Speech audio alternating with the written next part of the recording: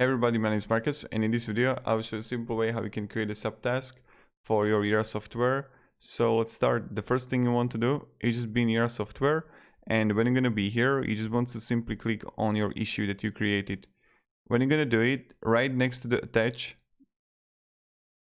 you're going to see create a subtask, right?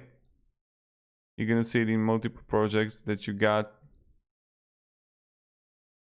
You got like child issue here.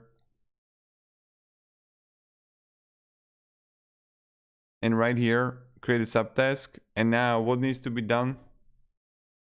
Everything that is undone will be done.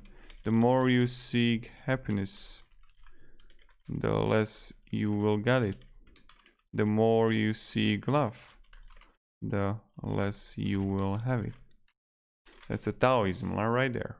So in the moment when you surrender to the moment, only then you will achieve what you want to achieve, because then you won't force the universe to bend to your will, but you will be as you are.